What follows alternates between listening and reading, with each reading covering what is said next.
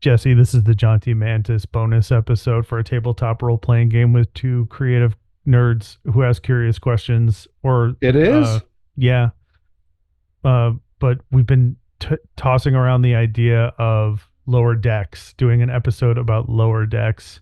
Yeah, if you think we should talk about lower decks, you should probably consider writing us because for season 4, we are answering creative questions from the community that we imagine is out there. So if you have a question about should we talk about lower decks, we should, and we're going to after I say this, write us at jauntymantis@gmail.com. And just to make my best friend happy, keep it brief.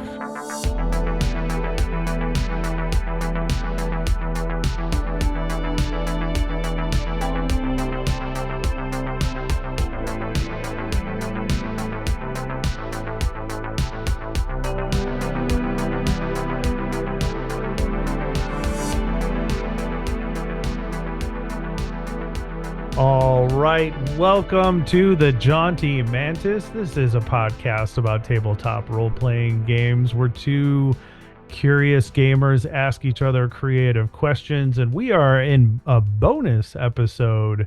And this bonus episode is not necessarily about role-playing games. They could be about other nerdy shit, nerd-adjacent shit. And I have here with me my lovable and beautiful co-host, Jesse. Hello. And I am Maddie. And Jesse, I would like to talk about lower decks. Okay, well, good news. Mm-hmm. Modifius Entertainment has the Star Trek Adventures, Star Trek Lower Decks campaign guide. So Really? there is a book for the Star Trek RPG for Lower Decks. Wow. Yes, Wow. There, it's all tied in now. it is. It works. We stayed on the format. Good, good. Have you read this book? No. Oh, okay, even better. Uh this Lower Decks is a show that you've been trying to get me to watch for a long time now. Yeah, it's one of those things where I really liked it, so I assumed you would really like it, which is an impulse after season 3 of the Jaunty Mantis I don't have anymore. Yes. But I really liked it, and as somebody who I think really, really loves Star Trek the way my friend Chris loves the Forgotten Realms, um, I just thought you would really all the inside baseball going on visually and writing wise in that would be a thing you enjoyed. But that was not your initial impression, if I recall, when we've discussed this. Well, even when we discussed this, yes, initially, but also when the first episode initially aired, I believe they put it out like on YouTube, if I'm not mistaken, and I watched it, and um my initial impression was this is a good show, or this looks like it'll be a good show. This is very funny, but this is not a show that I wanted. And it's not a show that's compelling me to watch it. That was my initial reaction. And so I stayed away from it because Star Trek to me, as we've had this conversation in the past, I think originally when Discovery, the first season of Discovery aired, Star Trek has always been something specific to me. And watching a hyper cartoon, hyper joke version of it, Rick and Morty style, was not how I wanted to consume Star Trek. And there Yeah. were times where it almost felt like they were making fun of it too much. And I kind of started to get defensive as I mean, I'm not allowed to call myself a Trekkie because I think the original series is garbage. Yeah, I'm with you. Uh, but as somebody who loves Star Trek: The Next Generation, Deep Space Nine, I do like to. I do really like Discovery. I've finished that. I think Discovery has 3 good seasons out of the 5. I was one of my favorite Star Trek shows is Star Trek Prodigy, which is on Netflix, I which love is that. I've watched it animated. with my kids. That's one of my favorite Star Trek shows, to be perfectly honest with you. And it's only been 2 seasons so far. Um, and now my lady and I are watching. We just finished the first episode of Strange New Worlds, God, I love which Strange New Worlds. I'm biased when it comes to this version of Pike, of Captain Pike, because I have a I absolutely have an infatuation with Anson Mount. So Yeah. he's my sexy space daddy. Yeah, Space Daddy has the best hair in He Starfleet. does. I had to preface this with my lady when we were when season 2 of Discovery came up. I'm like, okay, I just want you to know something. I absolutely love this man. Like I love I'm attracted to him. I love his character. The the um the positive masculinity of Captain Pike is very appealing to me and very reassuring as a man in 2024 who wants to do things differently than the men who have come before him. I see Captain Pike, at least so far, as like not a role model, but at least like that idea of the future has the best versions of who we are. Yeah, you could live like a man in the 24th century instead of 2024. Yeah, yeah, for sure. So I'm super excited to watch Strange New Worlds, and like Voyager, not a great show, but I respect certain aspects of it. I do love Captain Janeway as a captain. Star Trek Enterprise, not a huge fan of it, but there's parts of it that I do like, and so on and so forth. So that is my credentials as a Star Trek fan. What about yourself? Well, just to also add to your credentials, one of the things I remember is Maddie every Sunday night used to watch Bad Trek and then Good Trek. Yes, So I'd come over and visit sometimes and watch them with him because he'd watch Voyager because it was syndicated and then Deep Space Nine, Bad Trek and Good Trek. yes. I think I really started growing in my Star Trek fandom um, when I started hanging out with you because Hmm. kind of got me into it more than I had been. I mean, my previous prior to meeting you, I of course in the era had seen some episodes of Next Gen when they were aired originally, and I had watched some of Deep Space Nine because it was on Sunday afternoons, but I hadn't really like ever caught a bunch of story arc back to back. I think my favorite Star Trek movie was Undiscovered Country Hmm. because I saw that one in the movie theater, Yeah.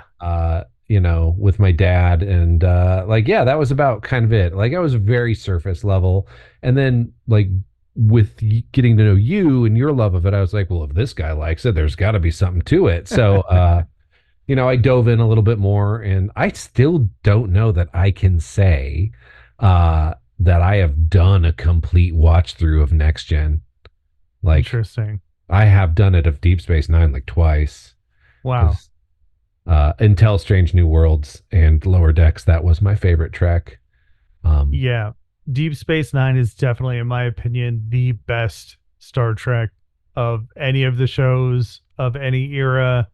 Um, I could do 3 episodes just about Deep Space Nine alone and how much I love it. well, it's all, I mean, it's such a 90s, like, we've got to interrogate the idea of utopia. Like, it's such a 90s zeitgeist version of the show. We're going to do a metaphor for the Balkan conflict and, like, Yeah. interrogate what utopia means and the links people would go to keep it um, in a way that the previous ones didn't, like the Borg, of course, in Next Gen are a dark mirror of the Federation Mm-hmm. and do just what the Federation's critics accuse it of doing. Mm-hmm. But that's not really interrogating the Federation itself. It's just a dark mirror. Um, but yeah, that's obviously, I think from saying things like that, you can tell I now really quite like Star Trek. Um, but I'm not a deep lore hound the way I am with Star Wars. Mm-hmm. And I will say, not to say that any community on like for fandom in the world is safe anymore, but I feel like Star Trek is just inherently being based on a utopia, a much bigger tent than Mm-hmm. Star Wars Mm-hmm. is. Like, not to say there aren't chuds and trolls who like, suddenly are like, why is this political? And I'm like, it's Star Trek, dude. It's like It's always always been been political, yeah. but it's not with the same like volume and virulence as like Star Wars, and I find that kind of refreshing. But then I've said opinions about it, so who knows what kind of mail we'll get. Yeah. Yeah, I agree that Star Trek has always been political. My issues with more recent Trek has been when they've tried to shoehorn what's happening right now in 2023 and 2024 into the history of what ends up happening in Star Trek. Like that future chronology, or I guess history, because the characters in the future looking back for it, as far as I understood it, was very different than what we're going through right now. And I feel like sometimes they try to shoehorn, like in Strange New Worlds, in the first episode, they made reference to the second American Civil War, and they even showed images from January 6th. And I was just like, I don't know. Is that really necessary to kind of like try to fit that in? This is the same franchise where they had episodes where they went back in time, like in Deep Space Nine, and Cisco was like, "Oh, this was the, It was God, 2024. yes, it was 2024," and they have those There like was a rail camp like guns. this in every major city. Yeah, they like, yeah, and it's like, let's use that. You know what I mean? You've established that as the canonical history of the universe that this franchise is in. So you know, there's no reason to shoehorn this other stuff in there. We get it, right? Like I don't.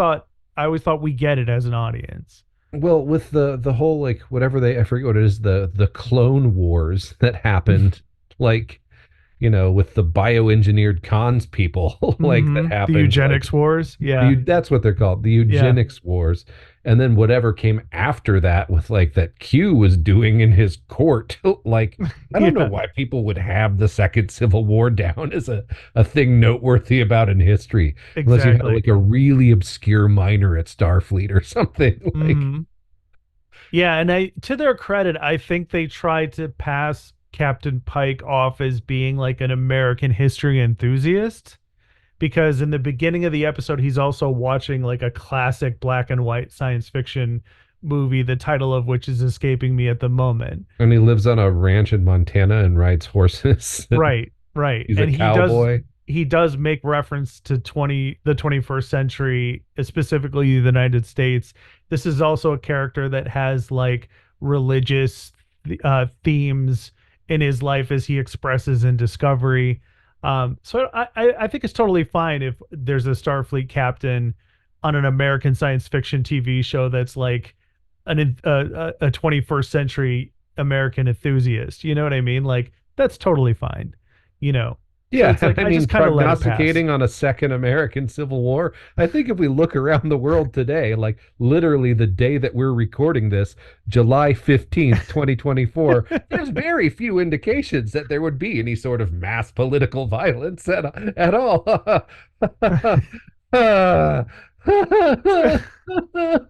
Anyway, so what do you think about Lower Decks?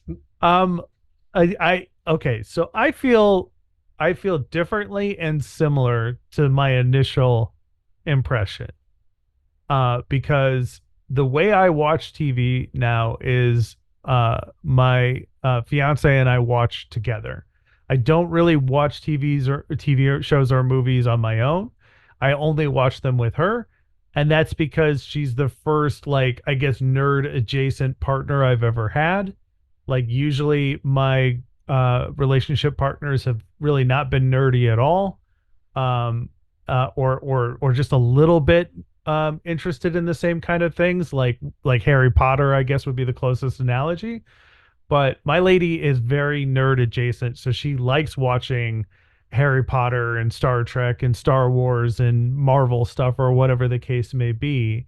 So, you know, the only reason why I continued with Lower Decks after that first season is because she was like super into it.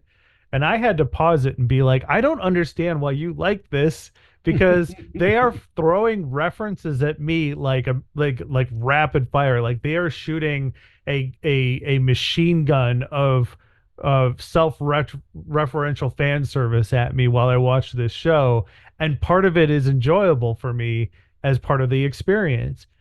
But all of that went right over her head because she hasn't watched all of that classic Star Trek, right? And she doesn't care to. She's not interested. I tried to show her Next Generation. I tried to show her a little bit of Deep Space Nine, and she's like, nope, not interested. Doesn't move fast enough. Don't Not really liking the characters or the aesthetics, and the show looks and feels really old. And then, hey, fair enough. You know, that's totally fine. You like what you like. So it really, if it hadn't been for her, I wouldn't have finished the show. Okay. But I would say that I do say that I came to appreciate it. Like I had to do this weird thing in my head where, and it didn't work ultimately, but I had to do this weird thing in my head where I'm like, this is an alternate universe of Star Trek where almost everything is exactly the same except it's zany and cartoonish. You Have know? you? Oh, I can't wait till you get to the crossover episode Yeah, I've heard with, about with it. Strange New Worlds because Yes. it is incredible. Yeah, and that's gonna the bubble has already been burst, you know? And so, like I said, it's just not standing up for me. I think it speaks volume to the quality of the show that I can still end up liking it despite having major issues with the zany cartoon goofy nature of it. Yeah. It's one of the things that I like talking about you with about things that we disagree about is you're just like, it didn't work for me instead of like I feel like the normal reaction of like it's garbage. You know? Yeah, that's true. I'm trying to be better about phrasing things not as good or bad, but just like I didn't like it or I did like it or it's for me or it's not for me, Yeah. you know. So the things that are for me in Lower Decks is getting to catch up with characters that we haven't seen in a while because this is really the only way that's going to happen. I don't anticipate that we're going to get a Deep Space Nine like reunion mini series or anything like that, or a movie or anything like that. It's gone too far, Too long. unfortunately. Yeah, unfortunately, the actor who played Nog is dead, and I think he would need to be a big part of that reunion. The Um, actor I, who played Odo is dead. that's right. Yeah, um, Rene Auberjonois, Jesse. Yes. I wasn't going to try that because we record this for posterity. And you know, like I don't want to speak to like um the mental conditions or trauma that people have suffered through being on that show. I know that the actress or the actor, I'm sorry, that played Jadzia Dax got a really raw deal at the end, and that's why she's not in the final season. And I'm of like two minds about it. Like I love Ezri Dax and I love the idea of Dax and symbionts and the Trill. They're like some of my favorite things in Star Trek. But that actor just really got screwed over like horribly, you know. So like Lower Decks gives us an opportunity to kind of check in with a lot of these characters, and the actors that played them get to just do their voices and be in like an episode or two. And I think that's the perfect kind of like dip your toe back into the water and get that refreshing taste of what once was. You know what I mean? Yeah. Like Lego sequels are problematic to me, and I don't want to see super old versions of everybody. It's just depressing, you Yeah. know. It's just not. They don't have. It doesn't. The show doesn't. Wouldn't have the magic anymore. That's kind of the weird line that Picard season 3 uh walked, where it was like it was just interesting enough, but also kind of sad that this is what these characters have been reduced to towards the end of their lives together, you know. Well, I mean, Um, and to take it over to Star Wars, that's one of the things that like that's my problem with the sequel movies is it just like I mean, like it just all the characters I loved, like they made decisions that their stories just end so sadly. And I'm mhm. like, I didn't want to know that. like Yeah. like wait, after they did this whole thing, like the fascists came back? Like, Yes. Yeah. oh man, that's such a bummer. Um yeah, I would have just and I know like the community, there's vocal people out there in the fan base. I admit grudgingly that they are also fans. Like that are just like, I want more of this same thing with these same characters. But I'm like, in the case of both of those vast science fiction Mhm. franchises, you have so much room to tell so many kinds of stories. Yeah. And I think one of the things I like about Lower Decks is how it occasionally calls out the franchise in a knowing, nudging, we're in on it too way Mhm. about the times that Star Trek doesn't do that. Like the episode where they're all in a cave and they're all telling Uh-huh. their flashback stuck in a cave story. Yep. Like, and I'm Yep. just like, that is such a great comedic frame that only someone who really loves the show would Right. get. And so I Right. get what you're saying. You're feeling self-conscious about making it, but to me, it proved its cred as being someone who's very much in the know, doing the kind of jokes we would do at like, Deluxe if we were talking about Star Trek, like Yeah. back in the day. Yeah, it might have been the same episode where they make jokes about how there's like the mineral compositions of the stone walls inhibit transporter lock, Yeah. and how that's a regular thing that happens. And then when it happens in the final season of Discovery, my fiance was like, "Aha!" like I was like, "Wow, that's your first like reference. Like, welcome to the club. Like, now you get it, right?" I thought, okay, where I'm just jumping to another show. Sure. I thought the whole thing about projecting Discovery like into the 30,000s or the 3,000s, But yeah. so they wouldn't tread on canon, was so cool as an Hmm. idea. Like, oh yeah, here is the final frontier. Here is a brave new world. And then Yes. they did the burn, and I'm like, oh, this is so crazy. What happened? And then when they solve it, I'm like, the fuck? Yeah. It's a scared kid who had a bad dream. Spoilers for Discovery.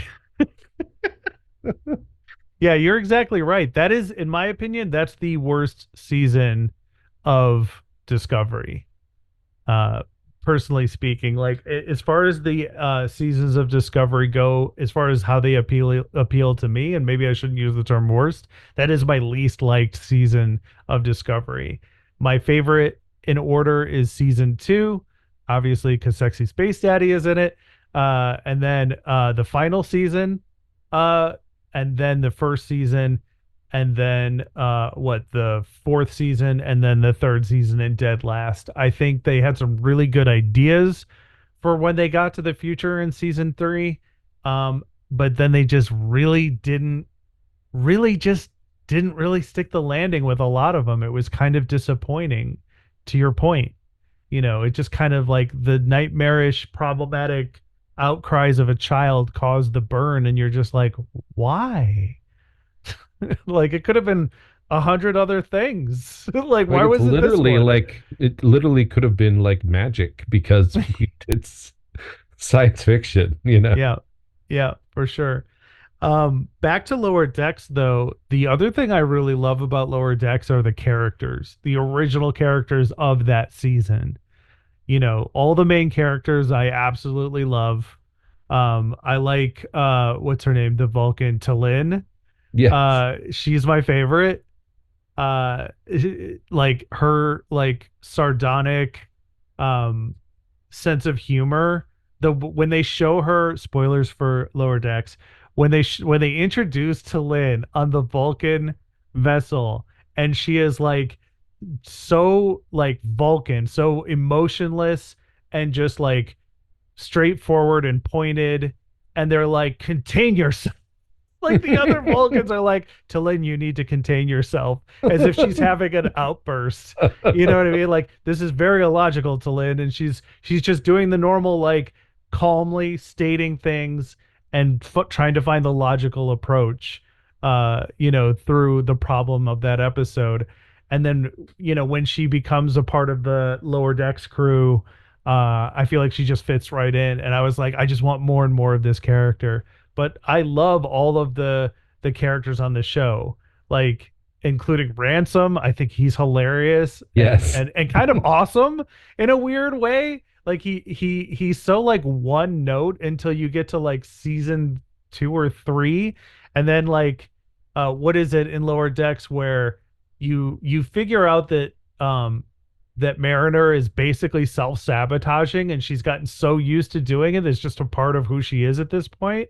And Ransom, she has to report to, has figured out that like this is what she does, and he's looked at her service record, and this is just like textbook her behavior to get herself demoted, and she's just doing it basically as a reaction. She's not. It's almost like just this is who she is now, and he's just like, nope, not giving up on you. I'm going to be the one person who does not fall for this.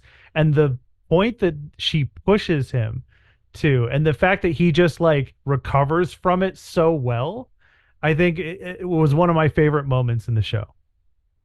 Um, I think one of my favorite characters. I mean, I love the main cast. They're great, Hmm. but I think my favorite episode is a mathematically perfect redemption arc, which Okay. is the one where Peanut Hamper is trapped on the planet with the bird people. Like, Yeah.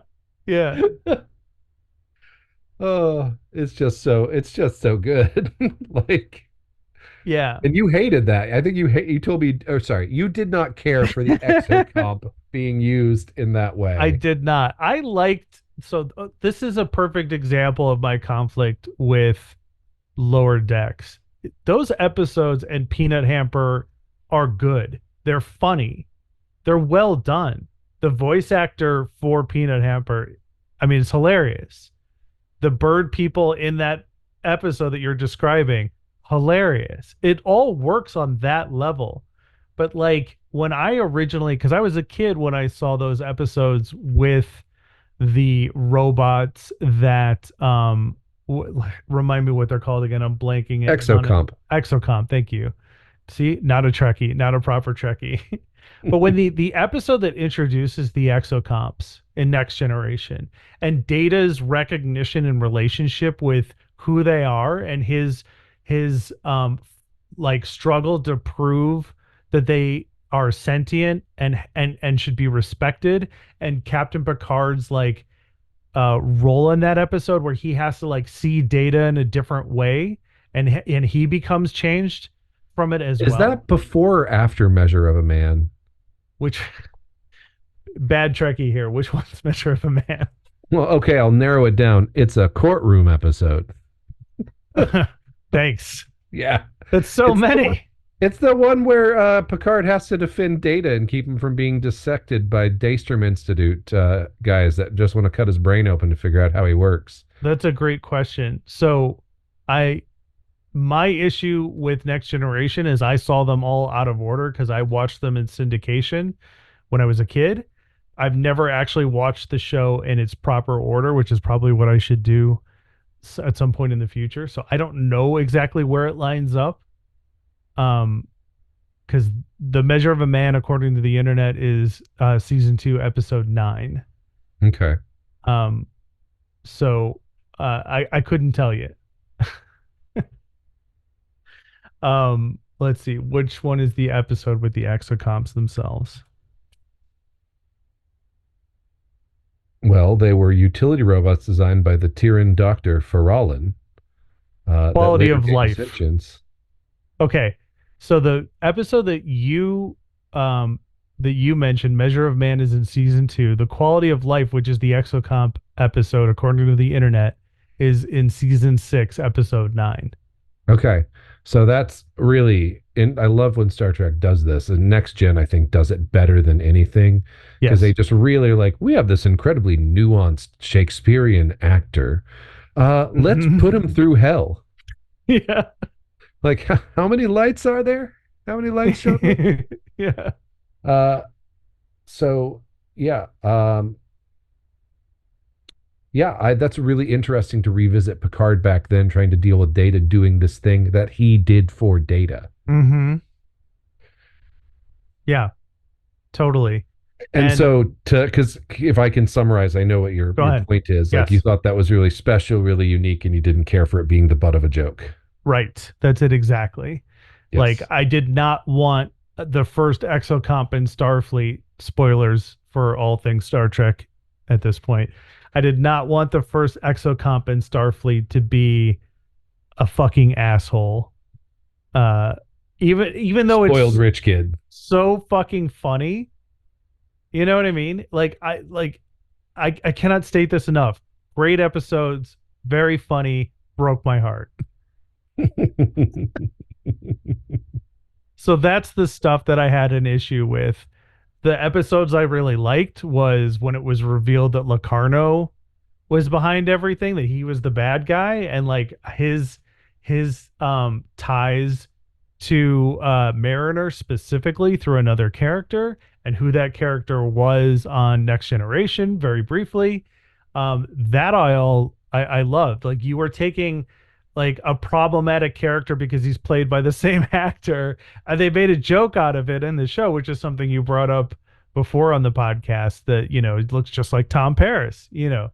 uh, so that's the stuff I really liked. The Exocomp episode for some reason just went too far for me. The Voyager Museum episode Hmm. uh, was like, I remember watching this, like watching that one with Carrie and just like dying. Like I'm just dying laughing. Like, oh, it's the macrophage. Oh, like it's the little animatronics of when they got turned into like amphibians, like, and now they're Borg possessed. Oh my God, this is just a who's who of some of the sillier ideas on Voyager. Right. Like, and done lovingly. And I'm dying. And Carrie thought it was funny too, but I'm like, I think maybe 3 minutes in, I was like, I'm gonna just stop explaining like what Yeah. what these references are because they're coming too fast. Yeah. I have had to stop doing that when we watch stuff now, because I'm worried that I'm like ruining, ever since my lady has responded to Lower Decks without having all the referential humor.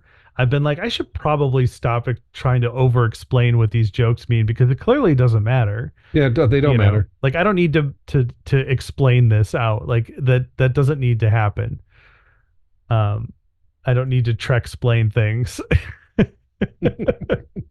Should we put a warning at the beginning of this episode? They're like, hey, it's a bonus episode from between seasons, and if you're here for RPG content, just maybe give this one a miss. No, we'll leave the warning here at the near the end of the episode. Yeah, that's the right place for it. You've played in a Star Trek game. We've talked about this before. Would Yeah, you ever like play the Lower Decks I don't know version? that I would, but I'm Really? curious. Really? I just don't think I'm funny enough. Okay. Like deliberately comedic games are such a source of anxiety for me Really? because it seems like the goal is to be funny, and like when I try to be funny, I'm not funny. Okay. I'll have to take your word for it, but okay. Well, I mean, I'm effortlessly funny. I mean, like it's just, it comes naturally to me. I mean, like one of the things, like my whole concept for the character I played in that, I think, was very much inspired by Lower Decks, of just this Andorian himbo, like Hmm. really just getting over being a nationalist, but also a doctor who just likes to like have his guns out and play ice hockey. Hmm. Like, I mean, like all of that would be perfect for like a Lower Decks character. And I just played it with utmost sincerity, that guy, but also deeply committed to the values of Starfleet and the Federation, Hmm. and like making peace with the Klingons and finding allies, and like all the things that make Star Trek great. And it just was so much fun.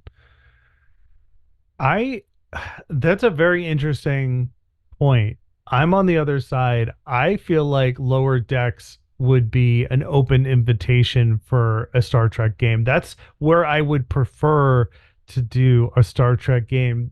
Like, I don't know if we've ever done an episode solely devoted to like games specific to intellectual properties and the hazards that come with that. Like we've played Star Wars role playing games before, and I have purposely prefaced to the group like, "Hey, this takes place in this time period. You're never gonna run into Luke. You're never gonna fight Darth Vader. The Emperor is in the background doing Emperor shit. It has nothing to do with you. It may get referenced, but like you are not going to impact. This is your character story. You are not going to impact the events of the movies."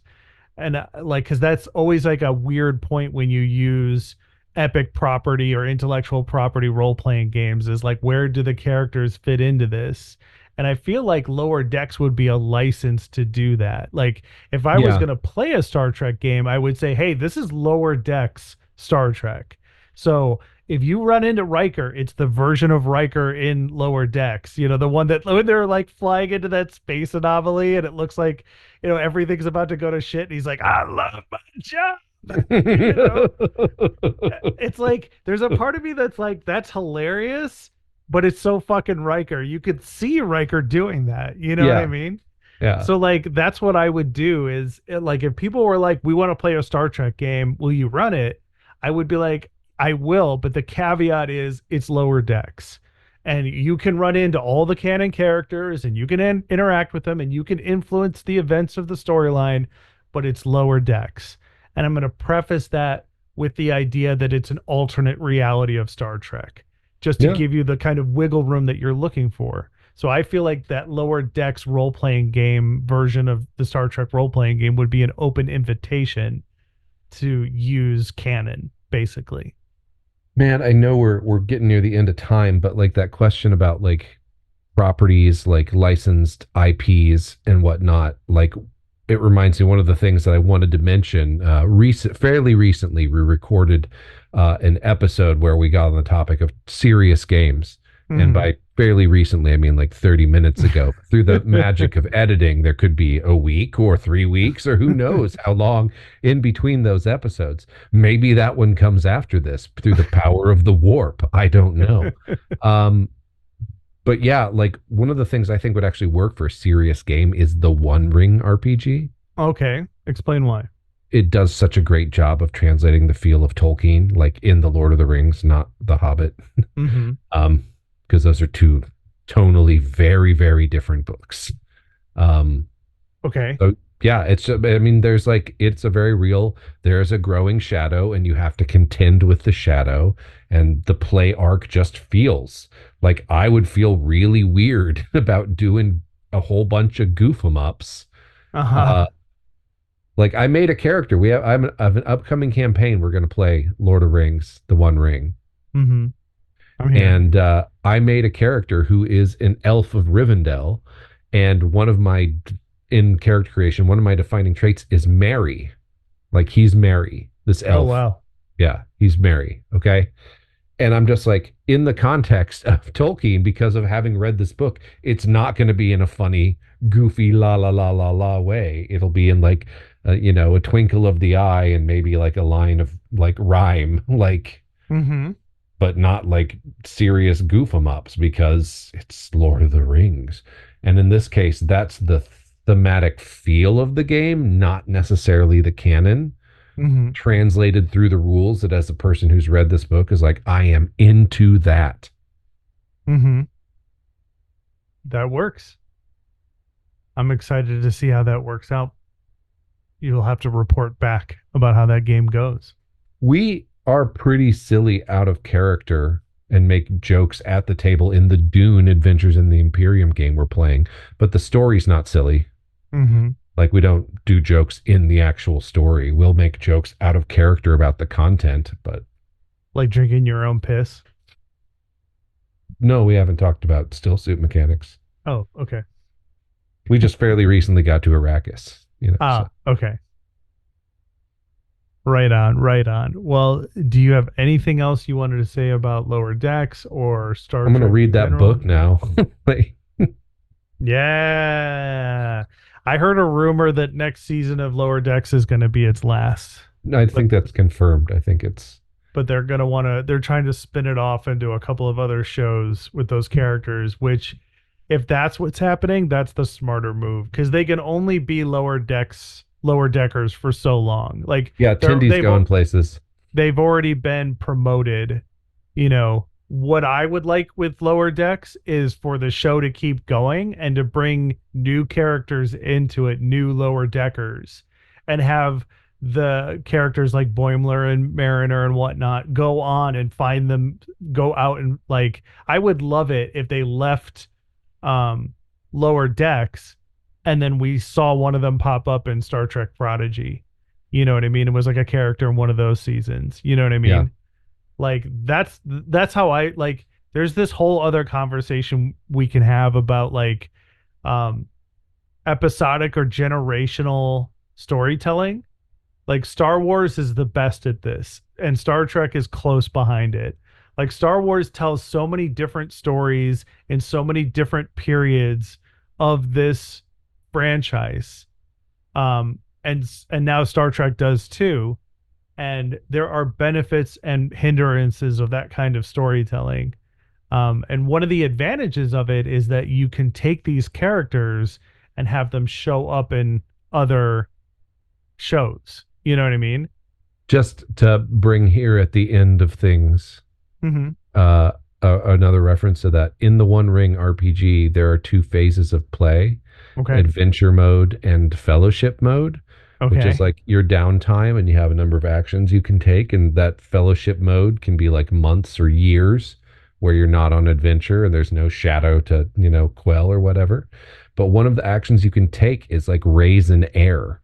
Oh wow. So Okay. you like start banking experience points into your next PC Oh who will nice. take over at some point. So you can do generational play as a hobbit who adopts, like the orphan child of, his second cousin, Mm-hmm. makes him his heir at Bag End, and, you know. Wow. Or you have your son Gimli and your Gloin, the dwarf who went to the lonely mountain of Erebor with Thor and Oakenshield, and yeah. That's right. Or if Hmm. you're Elrond. Yeah. Well, Jesse, I live, laugh, love that for you. And listener, if you've enjoyed our casual conversation about lower decks, and would like to write into the Jaunty Mantis, it's jauntymantis@gmail.com. This has been a bonus episode because in season 4, we are taking our next set of creative questions for curious gamers from the audience. So if you've got a creative question for us, please send it to jauntymantis@gmail.com. And we promise not to go into full fellowship mode and have it take months or even years. And our errors will not be, did I say errors or errors? It doesn't You said matter. heirs, but I think you meant heirs. Our errors will not be picking up, or maybe they will be. Maybe Jesse's kids will pick up the podcast when we're both dead and start answering your questions if we don't get to them. But somebody in either one of these family lines will get to those questions at some point. Well, I'm gonna have to make him do it now. So good, you know. You don't have to sell me on a good time. Sheridan will Well, take it very seriously. well, until next time, get out there and play some fucking role playing games to beam up.